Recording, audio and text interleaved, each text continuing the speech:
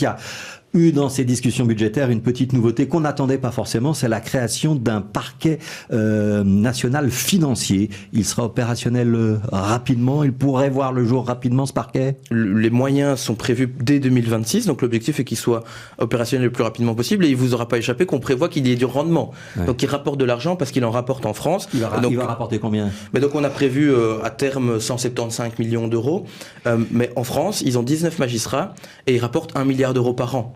Donc je pense qu'on est plutôt réservé même sur cette estimation.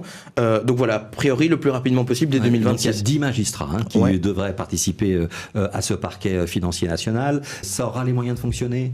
Je trouve que pour une fois, le politique se fixe un objectif de politique judiciaire, c'est-à-dire on veut mieux lutter contre la fraude fiscale, la grande criminalité économique et la corruption, et on donne les moyens à l'ensemble de la chaîne. C'est-à-dire qu'on va renforcer les enquêteurs, on va en engager des supplémentaires comme vous l'avez dit, on va renforcer les magistrats de parquet avec des collaborateurs, on renforce les magistrats auprès du tribunal de première instance de Bruxelles pour pouvoir instruire, des juges d'instruction, et finalement on va renforcer les magistrats au niveau de la cour d'appel de Bruxelles pour pouvoir juger ces affaires. Donc est-ce qu'il faudra renforcer? Je ne peux pas vous le dire maintenant, mais d'ores et déjà, on ne fait pas que de créer un parquet, on renforce l'ensemble de la chaîne pénale sur ces matières-là. La fraude fiscale, elle est estimée à 30 milliards d'euros chaque année. Donc quand on chiffre quand on cite le chiffre de 175 millions, on est quand même très très loin.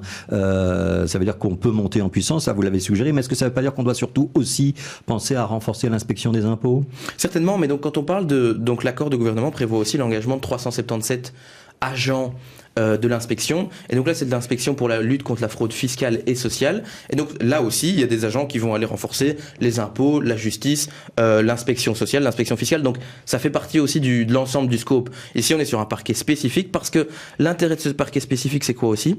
C'est qu'on ait un parquet qui soit dédié et spécialisé. Malheureusement aujourd'hui, les parquets, et c'est normal, ils ont des moyens qui sont limités, et donc quand ils doivent décider de quel délit ils vont poursuivre, ils doivent choisir entre un délit et un autre.